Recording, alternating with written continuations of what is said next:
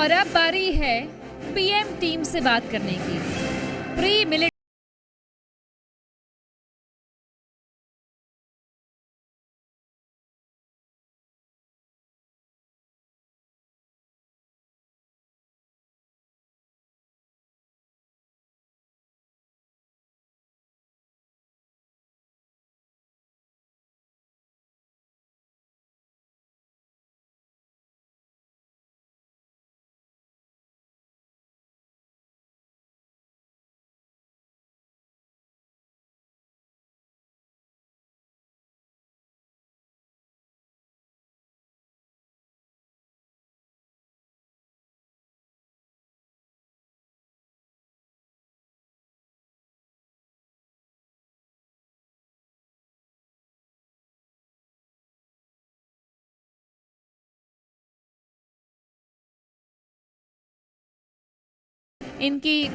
इनके कामों की बेहद चर्चा हो रही है। ओवर टू यू कोमल। शुक्रिया तृप्ति। मैं चाहूँगी आप भी आएँ और हमें ज्वाइन करें ताकि हम आगे चर्चा को बढ़ा सकें। और चर्चा की शुरुआत करेंगे क्योंकि आप सभी को प्रेरित कर रहे हैं, अलग अलग चीज़ें कर रहे हैं। लेकिन अनुज जी, मैं आपसे सवाल करना चाहूँगी। 3 अलग अलग चीज़ें हो गई, बिजनेसमैन हो गए, इंजीनियर हो गए, साइंटिस्ट हो गए। फिर मैं आगे बाद में बढ़ूंगी, लेकिन ये पहले जानूंगी इतना सारा कुछ किया कैसे? सबसे पहले मैं जी की टीम को थैंक यू बोलता हूँ, जो इतनी एनर्जेटिक टीम है और काफ़ी लंबे समय से हम जी तो हमारा फेवरेट रहा है। तो जर्नी जो है वो बहुत ही भावुक जर्नी है। बेसिकली सुकरात ने एक बात कही थी कि जो अब तक मैं जानता हूँ वो ये है कि मैं कुछ नहीं जानता। तो एक छोटी सी घटना घटी जीवन में और उसके बाद ये जो टीम की शुरुआत हुई, या अभी मैं जो है दिव्यांगों के लिए काम कर रहा हूँ। मैंने पिछले कई इंटरव्यूज़ में बताया है कि मैं पिछले 14 सालों से दिव्यांगों के लिए काम कर रहा हूँ। तो एंड बीइंग अ साइंटिस्ट मैंने काफ़ी सारे इक्विपमेंट्स उन लोगों के लिए डिज़ाइन भी किए। आप जानते हैं कि दिव्यांग का जीवन बहुत सरल नहीं होता है, आसान नहीं होता है। इसी कड़ी में दमतरी जाते वक्त मैंने एक महिला को देखा था जो लंगड़ाते हुए जा रही थी, और 7 घंटे के बाद जब मैं वापस आ रहा था तो वो जाती हुई दिखी मुझे। तो बहुत करुणा का भाव आया और मैंने रुक करके पूछा, और वो बारिश का समय था। तो उन्होंने बताया कि मुझे किसी ने लिफ्ट भी नहीं दी है और मेरे पास पैसे भी नहीं है और मैं प्रेग्नेंट हूँ। तो बहुत सीरियसली मुझे ये बहुत ख़राब लगा कि यार ऐसा समाज है जो क्या ये मरा हुआ समाज है जो इतनी तकलीफ़ में जाती हुई महिला की भी मदद नहीं करना चाहता। वहाँ से इस जर्नी की शुरुआत हुई। और चूँकि पीएम टीम जो हमारी हम रिकॉग्नाइज़ करते हैं, हम सब लोग हमको कि हम पीएम टीम के थ्रू काम करते हैं। तो basically pre military training equipments हम लोग का जो है कॉन्सेप्ट है, जो हम लोग स्कूल्स में प्रोवाइड करवाते हैं, गवर्नमेंट को सप्लाई करते हैं। और हमारे जो टीम मेंबर्स हैं वो सारे मिलिट्री के, डिफेंस के लोग हैं, जिसमें से एयरफोर्स के हैं, आर्मी के हैं और नेवी के हैं। ऐसे सभी लोग हमसे जुड़े हुए हैं। तो जब ये सारी चीज़ें एम्पैथेटिकली हम सोच रहे थे तो फिर ये कॉन्सेप्ट का भी जन्म हुआ कि प्री मिलिट्री ट्रेनिंग का कॉन्सेप्ट ऑलरेडी इक्विपमेंट तो हम डिज़ाइन कर ही रहे हैं, क्यों ना हम दिव्यांगों के लिए भी काम करें। तो एक दिया नाम का हमने प्रोजेक्ट एक लॉन्च किया। दिया जो है वो एक बहुत भावुक प्रोजेक्ट है। ऐसा है कि हर एक दिव्यांग के जीवन में दीपक की तरह एक रोशनी हमको लानी है, और ये कॉन्सेप्ट हमारा बहुत शानदार। और दिया दीपक हौसले की मिसाल है जी। तूफानों में भी वो बुलंद खड़ा रहता है, और ऐसे ही तूफान उनकी ज़िंदगी में आते हैं जिनको भगवान ने, ईश्वर ने रचा। तो थोड़ी कमी रह गई, लेकिन वो कमी नहीं है, वो ताकत है। मैं इसलिए कह सकती हूँ क्योंकि मेरे पिताजी खुद नेत्रहीन थे, वो दिव्यांग थे, लेकिन उनकी अद्भुत जो क्षमता थी वो हम सब ने देखी है। तो वो ताकत होती है, उस ताकत को आप और ताकत दे रहे हैं, इसके लिए जोरदार तालियां होनी चाहिए। बात ईश्वर की हुई तो मैं हरि को मानने वाला हूँ। तो हरि जो करते हैं वो अच्छे के लिए करते हैं। शायद मैं ऐसा समझता हूँ कि उस दिन ईश्वर की आवाज़ थी कि कुछ मत करो, लेकिन इन लोगों के लिए कुछ ऐसा कर जाओ। एक्चुअली ऐसा है कि समाज में जिन लोगों के लिए कोई खड़ा नहीं होना चाहता, हम उनके लिए खड़ा होना चाहते थे, मन में था, और हरि ने उस दिन वो बीज बो दिया और आज वो बीज बन करके इस तरीके से सामने आया। बहुत शानदार। और हमारे साथ में इसकी एक मिसाल भी है कोमल। मिसाल है धर्मवीर सिंह जी।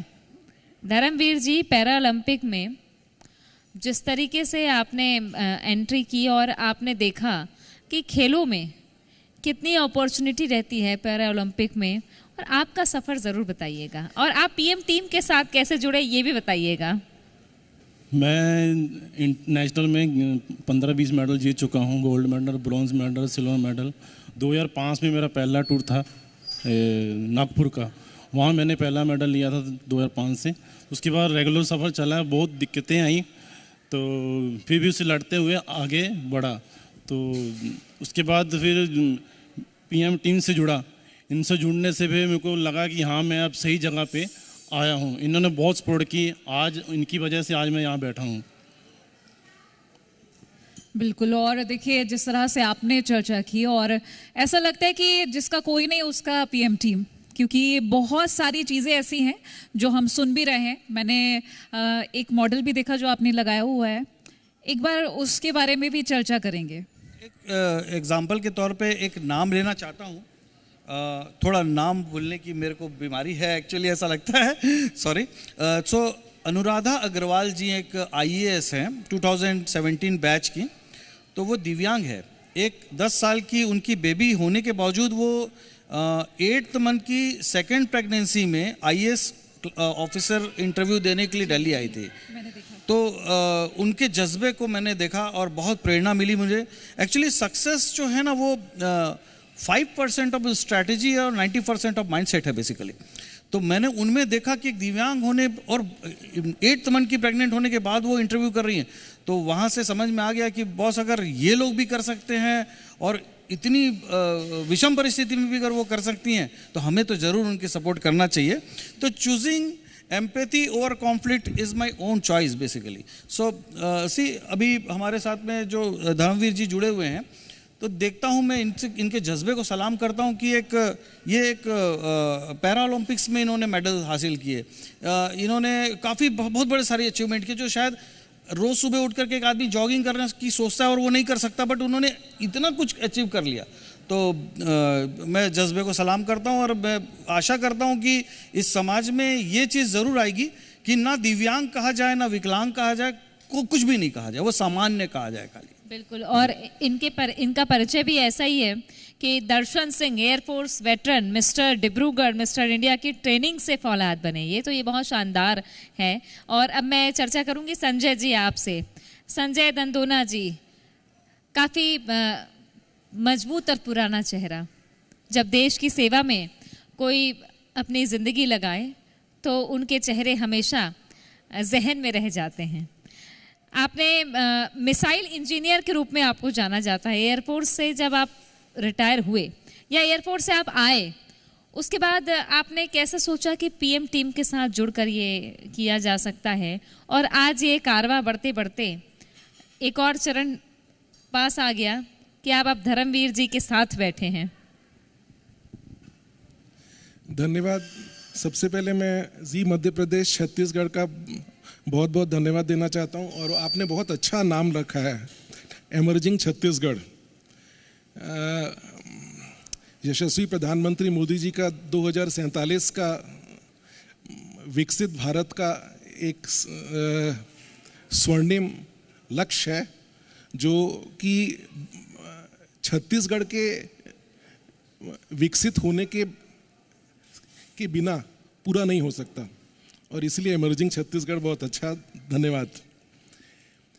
मैं पीएम टीम के साथ में जुड़ा, मतलब मिलिट्री से मेरा बैकग्राउंड था ही, और हम लोग मतलब अभी पीएम टीम में हम लोग जहाँ पे हमारे लगे हुए हैं मतलब स्ट्रक्चर, वहाँ पे हम लोग ट्रेनिंग देने जाते ही हैं। तो वहाँ पे ट्रेनिंग हम लोग दे रहे थे। ट्रेनिंग के दौरान एक बहुत मतलब ऐसी घटना घटी कि शाम हो रही थी और ना वहाँ पे ना वो बच्चे मतलब 2-3 बच्चे थे, वो मतलब बैठे हुए। तो मैंने उनको मतलब इशारा किया, बोला आ जाओ अंदर आ जाओ। तो वो उठे नहीं। मैंने 2-3 बार बोला, फिर मैंने इनको बोला यार मैं आता हूँ 5 मिनट। बाद में ना वो बच्चों के पास गया तो बच्चों ने बोला हम नहीं आ सकते, मैं खड़े नहीं हो सकता, मैं विकलांग हूँ। मैं क्या बताऊँ, मतलब इतना, मतलब मेरी आंखों से आंसू आ गए। उसके बाद हमारी एक 350 लोगों की एक पीएम टीम है। फिर मैं इस पे तो हम लोग मतलब काम कर ही रहे थे। फिर हम लोगों ने अपना, मैंने टीम में आके मतलब बात की। हमारे यहाँ काफ़ी मतलब ब्रेनस्टॉर्मिंग हुई, कुछ लोगों ने विरोध किया, कुछ ने, लेकिन हमारे मतलब कि टेक्निकल डायरेक्टर हैं अनुज जी, उनसे मेरी चर्चा हुई। मैंने उनको बोला यार इनके लिए कुछ तो करना है, आप कुछ और वैसे भी अनुज जी का एक बात है, वो उनके मुंह में ना है ही नहीं, कुछ भी बोलो हाँ चलो करते हैं, चलो करते हैं। इनोवेटिव शख्स की पहचान है। हाँ बिल्कुल बिल्कुल। फिर हम लोगों ने काफ़ी किया। फिर हम लोगों ने मतलब ऐसे डिज़ाइंस तैयार किए जो मतलब जिसमें उनको चढ़ने में उतरने में अड़चन ना हो।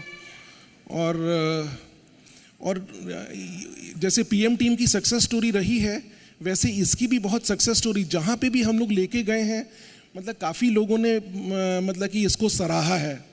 और क्यों ना सराहें, क्योंकि जब काम बोलता है तो सराहना अपने आप ही सामने और आती है। बिल्कुल मैं एक बात और कहना चाहूँगा कि इसमें ना मतलब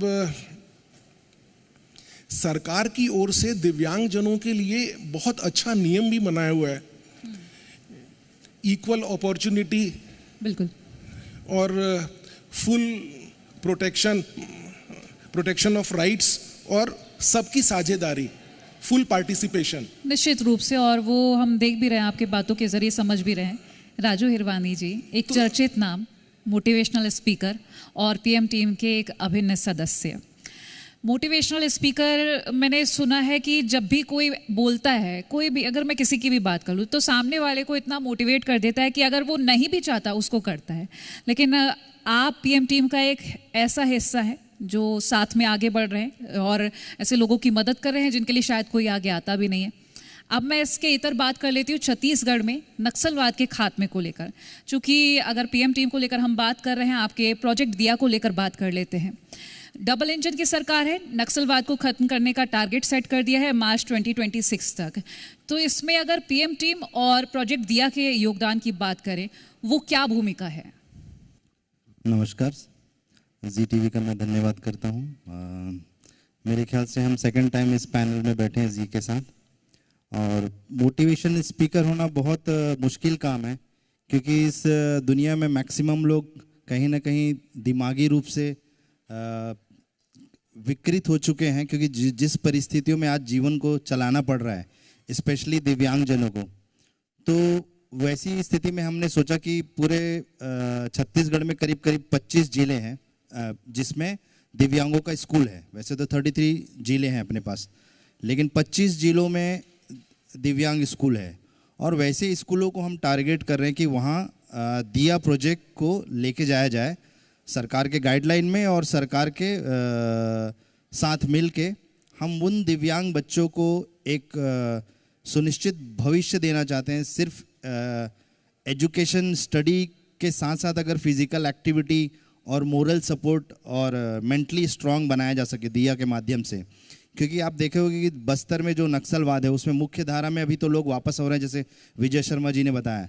बट अगर आप देखेंगे मुख्य धारा में वो लोग ऐसे लोग भी हैं, जैसे आप देखेंगे आर्मी में पहले लोग जब जंग के दरमियान जो जिनको चोट लग जाती थी या जिनके हाथ पैर नहीं रहते थे, उनको भी मुख्य धारा में लाने के लिए जैसे पैरा ओलंपिक जैसी चीज़ें स्टार्ट की। तो हम चाहते हैं कि दिया जो प्रोजेक्ट है, जैसे नक्सल जो वापस आ चुके हैं, जो मुख्य धारा में आ चुके हैं, उनको जो उनके भी हाथ पैर ऐसे कई हैं जिनके नहीं सही सलामत नहीं है, और जो हमारे मुख्य धारा में 6 लाख से ज़्यादा दिव्यांग लोग छत्तीसगढ़ में हैं, तो हम उनको एक ऐसा प्लेटफॉर्म देना चाहते हैं जो सिर्फ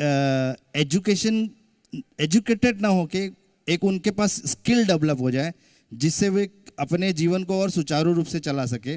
जैसे कि आपको पता होगा एक वॉलीबॉल खिलाड़ी हुआ करती थी अरुणिता सिंह करके।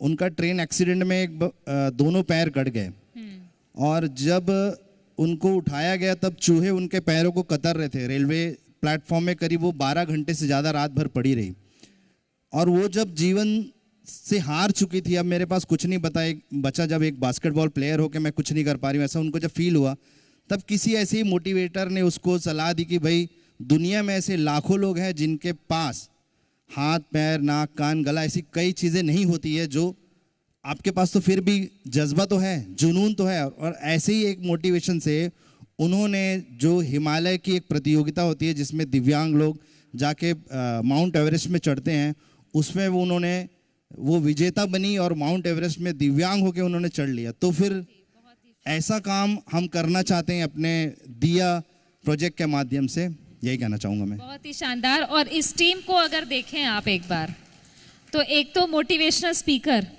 दूसरी तरफ आप दिया प्रोजेक्ट के ब्रांड एम्बेसडर कह लूँ अगर मैं धर्मवीर जी को, फिर एयरपोर्ट से आए हुए, और उसके बाद फिर इनोवेटिव सोच, इंजीनियर, इसके साथ उद्यमी रहे अनुज जी, और बहुत सफल उद्यमी हैं। और इसके अलावा आपके आविष्कार भी काफ़ी चर्चा में रहते हैं। आविष्कार की बात मैं करूंगी, लेकिन एक चीज़ मैं जोड़ देती हूँ उनकी बात से, राजू जी के। दिया प्रोजेक्ट आपका जिस कॉन्सेप्ट के साथ चल रहा है, बस्तर में हमें बहुत दुख होता है तब जब हम देखते हैं कि आईडी ब्लास्ट होते हैं, एक्सप्लोजिव ब्लास्ट होते हैं, और उसमें आम लोगों का नुकसान होता है। मौतों से परे देखूं अगर मैं, तो दोनों पैर नहीं रह जाते, कभी पूरा हाथ नहीं रह जाता, वो दिव्यांग हो जाते हैं जो अच्छी ज़िंदगी जी रहे होते हैं। क्या उनके लिए भी आपका ये प्रोजेक्ट बहुत ही काम आ सकता है अनुज जी? जी जी बिल्कुल। देखिए, बौद्धिक सत्यनिष्ठा होती है हर एक इंसान के अंदर में, बस जागृत करना होता है।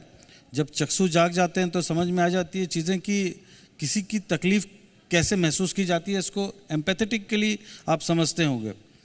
आप देखते होंगे कि हम कभी कुछ मूवीज़ देखते हैं, वहाँ हम रोने लग जाते हैं। वो ये होता है कि हम महसूस करते हैं उसको, तो हमने महसूस करके ही इस काम को शुरू किया है।